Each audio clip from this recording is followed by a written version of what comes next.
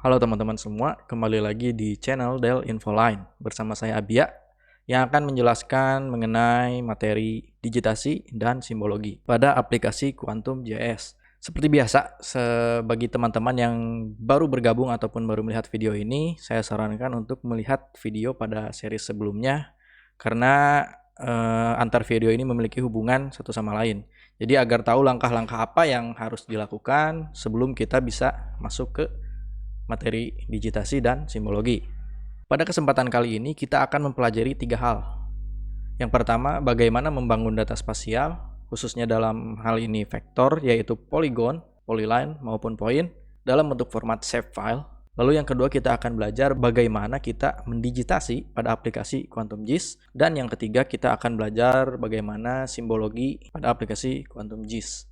Oke, tanpa berlama-lama, mari kita cek langsung ke praktek.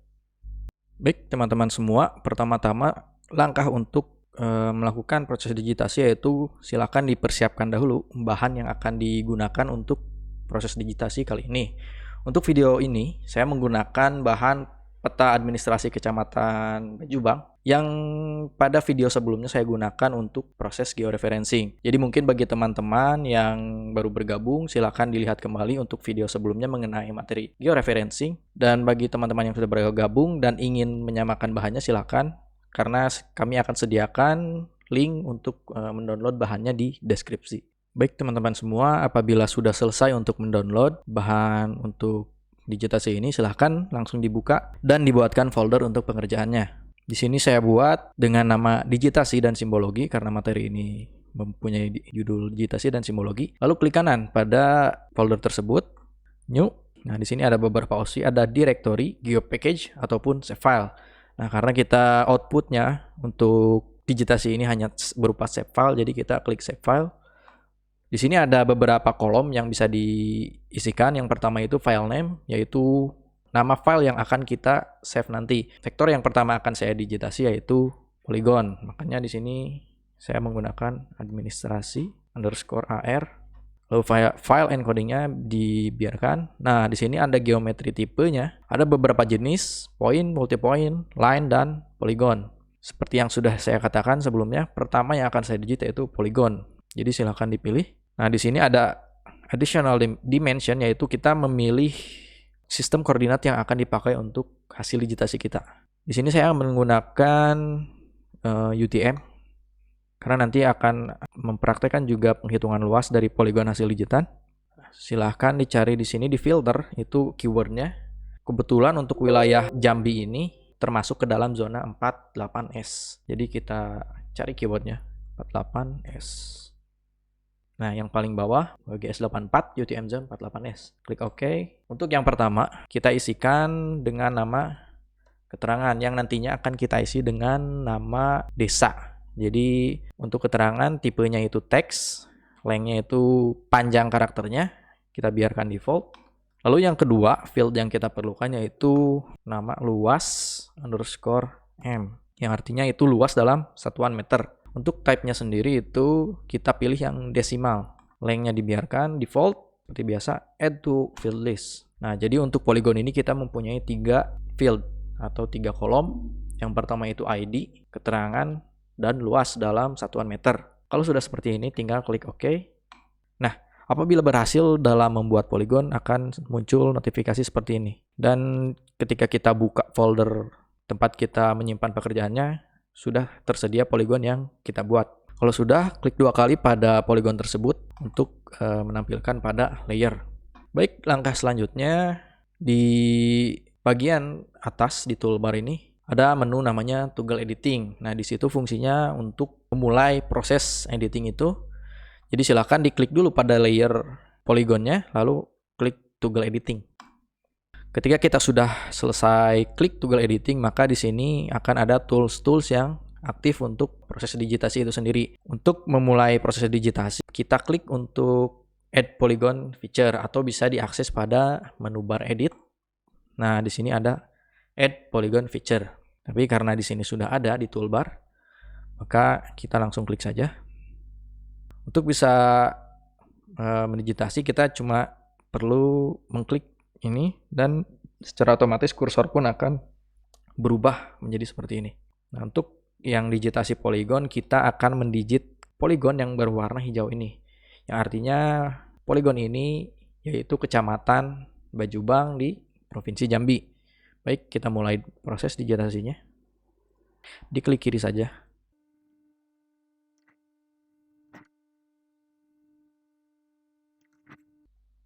Nah, sebagai tips juga apabila teman-teman dalam melakukan proses digitasi tanpa sengaja melakukan kesalahan, tidak perlu khawatir karena ketika seperti ini misalkan kita salah, untuk bisa melakukan undo, kita cukup menekan tombol backspace pada keyboard.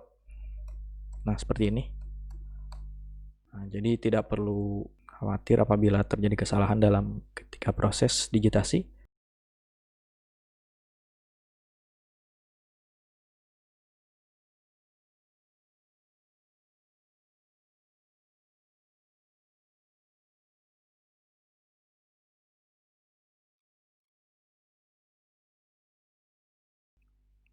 Baik, ketika proses digitasi sudah hampir selesai, kita bisa klik kanan.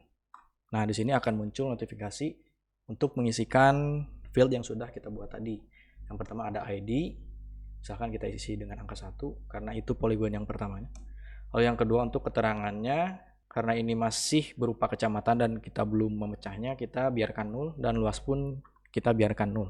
Lalu klik OK. Nah, kan tampil seperti ini. Untuk langkah selanjutnya yaitu kita akan memotong poligon hasil digitasi kita ini menjadi beberapa bagian yang didasarkan pada batas desa. Nah, caranya yaitu kita seleksi dulu poligon hasil digitasi tadi dengan menggunakan tools ini. Select features by, lalu klik.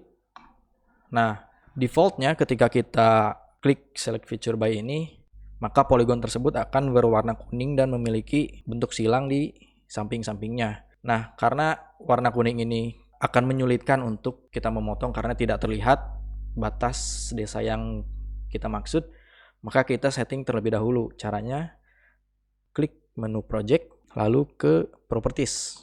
Nah, pada bagian general, di situ ada selection color, silakan diklik.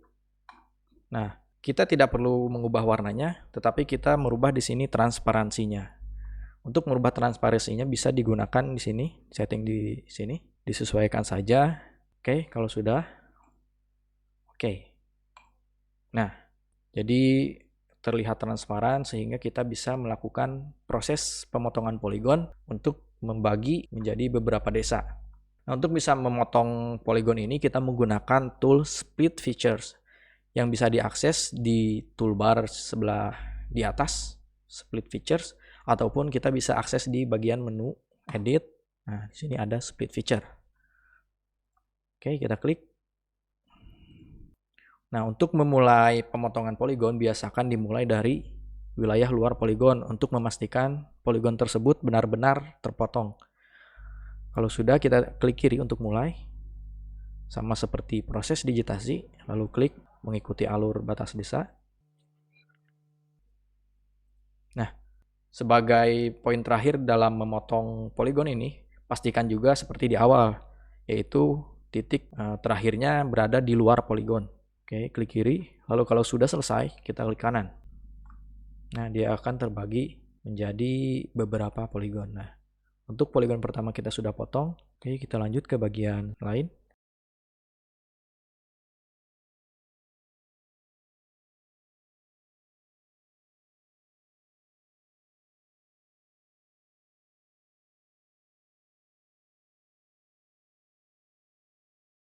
Baik, untuk proses pemotongan poligon sudah selesai. Jadi poligon yang tadinya kita hanya satu sudah terbagi menjadi beberapa wilayah desa sesuai dengan garis batas desa yang telah ada pada peta ini.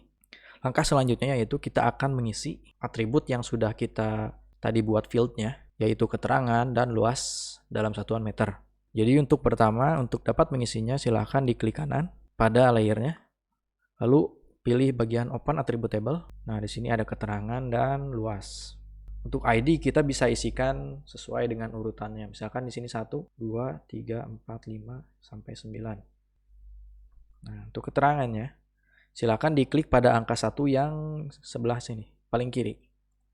Untuk melihat poligon mana sih yang kita pilih. Nah, sudah terlihat bahwa poligon pertama yang kita pilih yaitu untuk Desa Bajubang. Jadi pada keterangannya silakan ditulis Desa Bajubang. Lalu yang kedua, terlihat cirinya poligon yang kita seleksi yaitu ada garis-garis silang pada bagian samping dan sedikit berwarna kuning karena kita sudah mengatur tadi transparansinya. Dilanjut sampai nomor terakhir.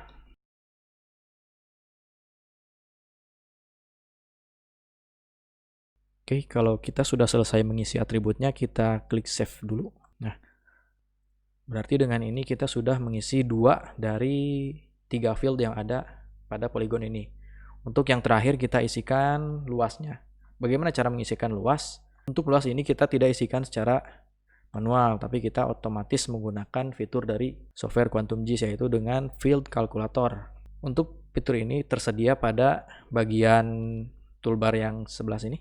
Sini ada Open Field Calculator ataupun ketika kita buka atribut di situ juga sudah ada Open Field Calculator. Silahkan tinggal dipilih sesuai kebutuhan. Nah, ketika kita mengklik Field Calculator akan ada 2 pilihan. Yang pertama Create New Field dan yang kedua Update Existing Field. Karena kita sudah membuat fieldnya tadi saat pertama kita membuat SHP, maka kita hanya perlu mengupdate-nya saja. Di checklist bagian update, lalu masuk ke luas M. Lalu di sini ada beberapa pilihan kalkulasi berbagai rumus. Kita masuk yang ke geometri, lalu area yang ini, yang kedua. Jadi yang pertama ada angle dan yang kedua area dengan tanda sintak $. Kalau sudah klik 2 kali maka akan muncul otomatis di expression, lalu klik OK. Untuk melihat hasilnya kita buka atribut table kembali seperti tadi.